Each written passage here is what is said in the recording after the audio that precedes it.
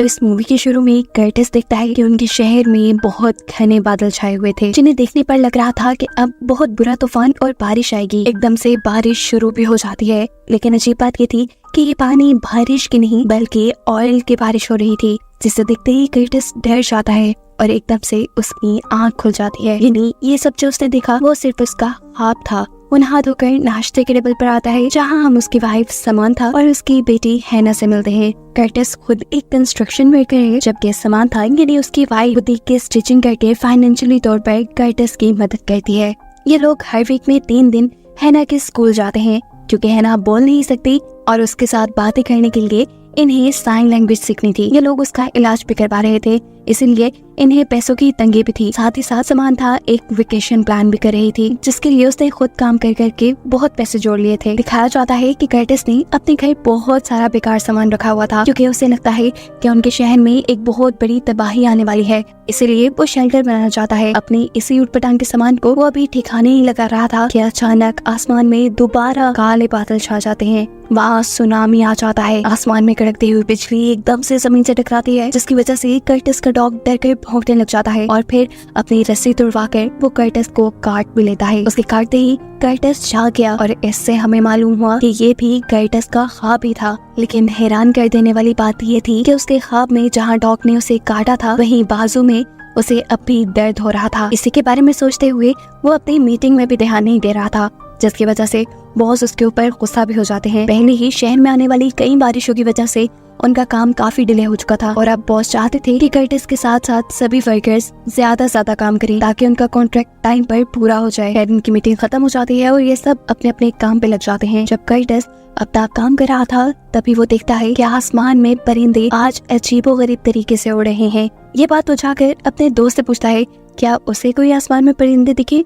उसके ना में जवाब देने पर कर्टिस समझ गया कि ये सारी उटपटांग की चीजें सिर्फ उसी के साथ हो रही हैं, उसी को दिखाई दे रही हैं। काफी घंटों के थका देने वाले काम के बाद कर्टिस अब हैना के स्कूल आता है, जहाँ ये लोग साइन लैंग्वेज सीख रहे थे। पर क्योंकि ज्यादा घंटे काम करने की वजह से कर्टिस अपनी फैमिली को टाइम नहीं दे पाता था, इसलिए उसे साइन लैंग्वेज सीखने में टाइम लग रहा था। ये लोग अब स्कूल से घर के लिए निकलते हैं, जहाँ रास्ते में बारिश शुरू हो जाती है। हैरानकुन तौर पर ये बारिश पानी की नहीं बल्कि ऑयल की थी और इसी बारिश की वजह से कर्टिस के सामने का विजन ब्लर हो गया। ऐसे में इनकी गाड़ी किसी चीज से टकराते हुए रुक जाती है। मतलब इनका एक्सीडेंट हो गया है, जिसमें कर्टिस के नाक से खून आ रहा था। उसकी बेटी भी डर चुकी थी और इससे पहले कि ये लोग कुछ कर पाते, एकदम से कोई कर्टिस की गाड़ी का शीशा तोड़ता है और विंडो में से उसकी बेटी को निकाल कर ले जाता है। कर्टिस उसे बचाने की कोशिश ही करता रहा, लेकिन वो आदमी उसकी बेटी को ले गया। एकदम से दोबारा उसकी आंख खुली और हमें पता चला कि ये भी सिर्फ कर्टिस का ख्वाब ही था। इस मर्तबा तो वो अपने ख्वाबों से खुद भी परेशान हो चुका था। काफी बीमार भी लग रहा था, इसीलिए समांथा उसे देखकर परेशान हो जाती है। लेकिन कर्टिस कहता है तुम परेशान ना हो सकता है मुझे नॉर्मल बुखार हो रहा हो, तो मैं इस टाइम हैना को लेकर स्कूल जाना चाहिए। उसकी बातें सुनकर समांथा चली जाती है। उसके जाते ही कर्टिस काम पे लग गया। उसने सबसे पहले डॉग के घर के बाहर फेंस बनाई, क्योंकि उसने ख्वाब में देखा था कि इसी डॉग ने उसे नुकसान पहुंचाया। जिसके बाद जब वो अपनी ऊटपटांग की चीजें ठिकाने लगा रहा था, तभी उसे करीब बेसमेंट का दरवाजा नजर आता है, जिसे खोल कर वो जब अंदर गया तो उसे तूफान से बचने के लिए शेल्टर बनाने का एक नया आइडिया आ गया। लेकिन शेल्टर बनाने के लिए उसे बहुत से पैसों की जरूरत पड़ती। शाम में जब समांथा घर आती है तो वो कर्टिस को दिखाती है कि उसने वेकेशन पे जाने के लिए बहुत से पैसे जमा कर लिए थे। कर्टिस उसे पैसे मांगना तो चाहता था, लेकिन मांग नहीं सकता था, क्योंकि समांथा ने ये बहुत मेहनत से कमाए थे। अगले दिन दोबारा उनके शहर में तूफान आ जाता है। हैना बड़े मजे से खिड़की से ही इस तूफान को देख रही थी। जब कर्टिस उसे प्यार करने के लिए उसके करीब आता है तो देखता है कि विंडो से बाहर कोई आदमी हैना को गौर से दिख रहा था। उसके इरादे ठीक नहीं लग रहे थे, इसीलिए कर्टिस अपनी बेटी को उठाकर वहाँ से दूर चला जाता है। ये आदमी जोर जोर से अब उनके घर का दरवाजा बजाने लगा। वहाँ ज़लज़ला आना भी शुरू हो गया और कर्टिस के घर का सारा सामान हवा में उड़ने लगा। एकदम से उसकी आंख खुली। ये भी उसका ख्वाब था और इस मर्तबा वो ख्वाब से इतना डर गया था कि उससे उसका बेड भी खराब हो गया। वो घबराया हुआ था। इसी टाइम समांथा उसके कमरे में आती है। इन दोनों को आज चर्च जाना था। कर्टिस कहता है सॉरी मैं आज तुम्हारे साथ नहीं जा पाऊंगा, तुम इजी होकर चली जाओ, मैं हैना का घर पर ख्याल रख लूंगा। समांथा उसकी बात मानकर चली जाती है। उसके जाने के बाद वो अपनी बेडशीट चेंज करता है और हैना को लेकर एक लाइब्रेरी में आ जाता है, जहाँ वो अपने ख्वाब और अपनी बीमारी के बारे में भी सर्च करता रहा, लेकिन खास उसे कुछ नहीं मिला। जिसके बाद वो हैना को लेकर एक ग्रोसरी स्टोर में गया और उसने बहुत सारा पैक्ड फूड खरीदा। अगले दिन अपनी हालत को लिए परेशान कर्टिस डॉक्टर के पास भी पहुंच जाता है। उसने डॉक्टर को बताया कि मुझे पिछले 4 दिन से नींद नहीं आ रही। डॉक्टर कहते हैं ये तो कोई बड़ी बात नहीं। फिर कर्टिस उन्हें बताता है असल वजह ये नहीं है, असल वजह ये है कि मुझे बहुत ही अजीब ख्वाब भी आ रहे हैं, और उससे भी अजीब बात ये कि ख्वाब में जो कुछ होता है ख्वाब के खत्म होने के बाद भी मैं उसे फील कर पाता हूँ। जैसे ख्वाब में मुझे डॉग ने बाइट किया था और उसका दर्द मैं अभी भी अपने जिस्म पे फील कर रहा हूँ। डॉक्टर जान गए कि उसको कोई मेंटल इश्यू हो गया है। वो उसे कहते हैं कि इस टाइम तो मैं तुम्हें कुछ मेडिसिन लिख कर दे रहा हूँ जिससे तुम्हें नींद अच्छी आएगी, लेकिन तुम एक साइकियाट्रिस्ट से जाकर मिलो। दूसरी तरफ हम देखते हैं कि समंथा इस टाइम इंश्योरेंस कंपनी में थी, क्योंकि कर्टिस की जॉब से जो उन्हें हेल्थ इंश्योरेंस मिला हुआ था उसके जरिए वो हैना का ऑपरेशन करवाना चाहती थी, और लकीली उसकी ये रिक्वेस्ट अप्रूव भी हो जाती है। घर आते हुए कर्टिस भी जब मेडिसिन लेने के लिए जाता है तो उसे पता चलता है कि मेडिसिन उसे ये फ्री मिलने वाली है, और ये सुनकर वो बहुत ज्यादा खुश हो गया। घर आने पर समंथा भी खुश थी। समंथा उसे बताती है कि अब उन्हें ज्यादा पैसे बचाने की जरूरत नहीं पड़ेगी, हैना का ऑपरेशन भी हो जाएगा और ये लोग बहुत इजीली फैमिली ट्रिप पे भी जा पाएंगे। इन सारी चीजों से कर्टिस भी खुश था। अब वो वॉशरूम में जाकर सबसे छुपकर डॉक्टर की दी हुई मेडिसिन लेकर सो जाता है। आज उसे काफी अच्छी नींद आई थी, कोई बुरा ख्वाब नहीं आया था, इसीलिए वो काफी फ्रेश फील कर रहा था, और ये चीज समंथा ने भी नोटिस की थी। ऐसे ही वो काम पे चला गया। काम पर वो अपने दोस्त से अपने घर में बनाए जाने वाले शेल्टर के बारे में ही बात कर रहा था कि अचानक उसे आसमान में जोर से बादल गरजने की आवाज आती है। वो जब आसमान की तरफ देखता है तो हैरानकुन तौर पर वहाँ आसमान बिल्कुल साफ था, यहाँ तक कि बादलों की गरजने की आवाज उसके दोस्त ने भी नहीं सुनी थी। ये चीज कर्टिस को इतना परेशान कर देती है कि उसकी तबीयत खराब हो जाती है, उसे वॉमिटिंग होना शुरू हो जाती है, इसलिए काम से छुट्टी लेकर भी वो घर आ जाता है। उसको पैनिक अटैक्स आ रहे थे, जिसके चलते उसने गाड़ी भी साइड पे लगा दी, और वहाँ उसने देखा कि कोई कंटेनर सेल कर रहा है, जिसे देखते ही उसे आइडिया आया कि वो इन कंटेनर से एक अच्छा शेल्टर बना सकेगा। फिर अभी ये चीज का वक्त नहीं था, उसे जो पैनिक अटैक्स आ रहे थे, जो इल्यूजन्स आ रहे थे, कर्टिस को उसके बारे में पता चलाना था।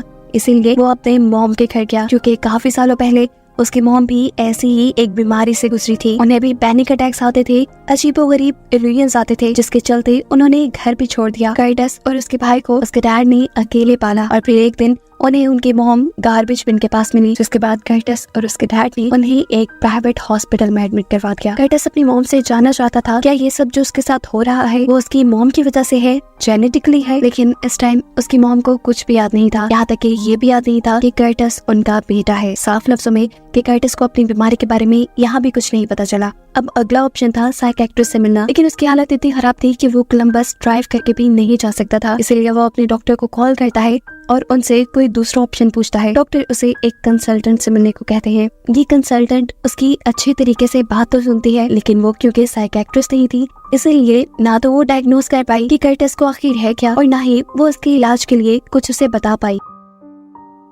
उसने भी कर्टिस को साइकियाट्रिस्ट को मिलने का ही मशवरा दिया। दिन ब दिन कर्टिस डरने लगा था, उसकी हालत खराब हो रही थी। उसे लगा कि अब उसे हर हाल में शेल्टर बना लेना चाहिए, जिसके लिए काफी सारे पैसों की जरूरत पड़ती, इसीलिए वो अपना घर गिरवी रख देता है।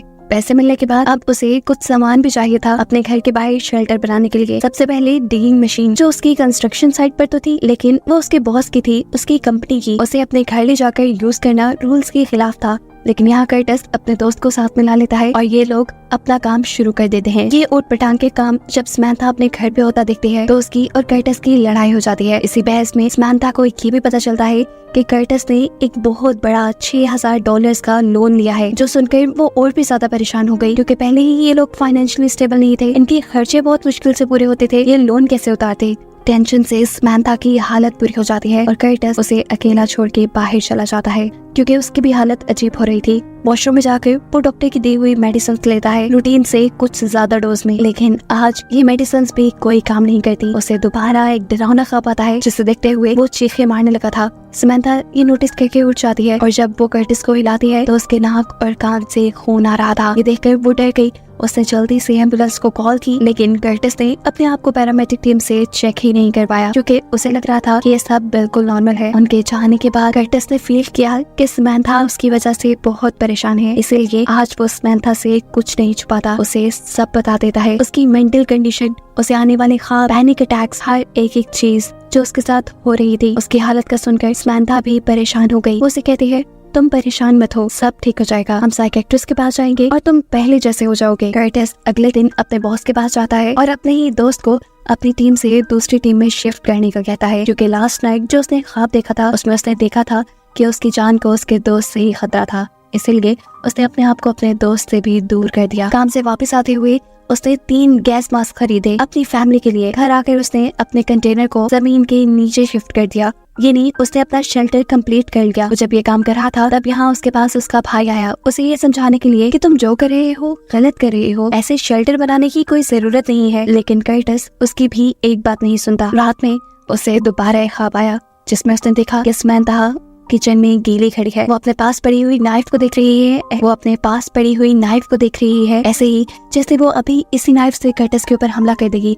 लेकिन कर्टिस उसे इशारे में मना करता है और अचानक उसकी आंख खुल जाती है। इस ख्वाब से वो और भी ज्यादा डर गया और जब सुबह समंथा ब्रेकफास्ट के टाइम उसे टच करने लगी तो कर्टिस ने उसे भी अपने आप से दूर कर दिया। समंथा उसे बताती है कि भाई तुमसे तुम्हारे बॉस मिलने के लिए आए हैं। उसके बॉस उसके लिए एक बुरी खबर लाए थे। जो चीजें उसने इलीगली अपनी कंपनी की इस्तेमाल की थी अपना शेल्टर बनाने के लिए, उसकी इस हरकत की वजह से उसे जॉब से निकाल दिया गया था। अब उसके पास सिर्फ 2 हफ्तों के लिए हेल्थ इंश्योरेंस थी जिसमें वो अपनी बेटी का इलाज करवा सकता था। कर्टिस अपने बॉस को बहुत समझाने की कोशिश करता है कि ये सब करना उसकी मजबूरी था, लेकिन बॉस उसकी एक बात नहीं सुनते और यहाँ से चले जाते हैं। ये बुरी खबर समंथा को भी पागल कर देती है क्योंकि पहले ही वो लोग अपने खर्चे अफोर्ड नहीं कर पा रहे, ऊपर से कर्टिस ने लोन भी ले लिया था और अब जॉब भी नहीं रही थी। इन सभी चीजों के बारे में सोचते हुए वो गुस्से में कर्टिस को थप्पड़ मारकर हैना को यहाँ से ले जाती है।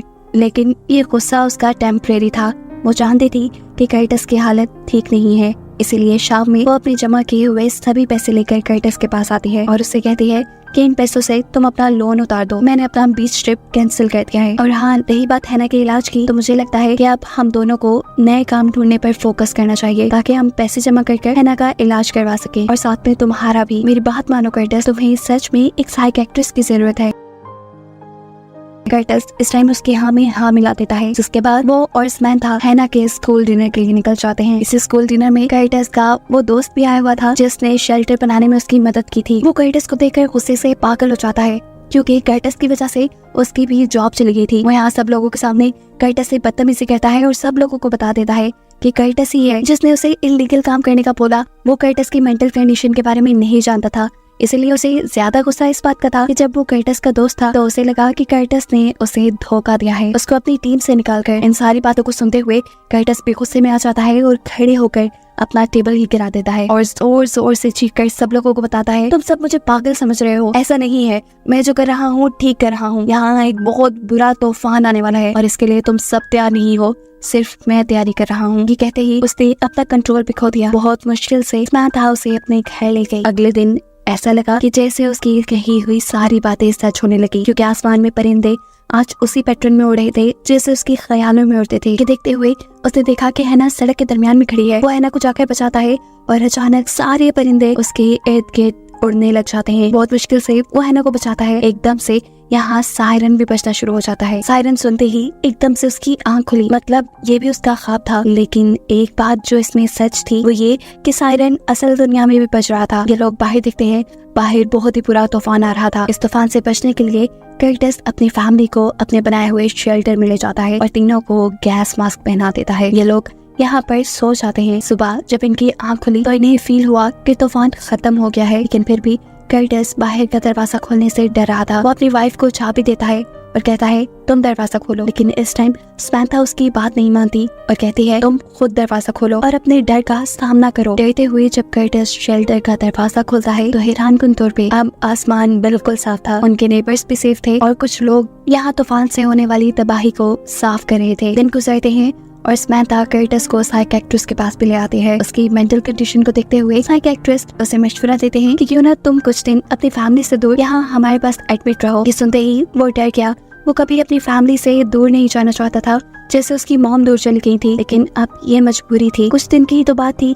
समंथा उसे समझाती है कि हम तुमसे दूर नहीं होंगे, बस कुछ दिन। लेकिन अभी कर्टिस इन सब चीजों के लिए तैयार नहीं था। उस समंथा कहता है इससे पहले मैं तुम्हारे साथ बीच ट्रिप पे जाना चाहता हूँ, वही ट्रिप जो समंथा हमेशा से प्लान किया करती थी। ये लोग ट्रिप पे जाते हैं। कर्टिस अपनी फैमिली के साथ अच्छा और यादगार टाइम स्पेंड कर रहा था। तभी हैना उसे इशारा करके दूर समुद्र की तरफ तूफान के होने का बताती है। ये देखकर वो डर जाता है। ये तूफान बिल्कुल वैसा था जो वो अपने ख्वाब में देखा करता था। वो पीछे जब अपनी वाइफ को देखता है तो उसकी वाइफ भी हाँ में सर हिलाते हुए उसे ये बताने की कोशिश करती है कि सब जो उसे दिख रहा है वो हकीकत में हो रहा है। और कहानी के एंड पे ये मिस्ट्री खुल जाती है कि कर्टिस असल में बीमार नहीं था, उसे सच में फ्यूचर दिख रहा था। फ्यूचर में आने वाली तबाही दिख रही थी जिससे बचने के लिए उसने तैयारी भी कर ली थी। और इसी सब को दिखाते हुए कि कहानी यहाँ खत्म हो जाती है।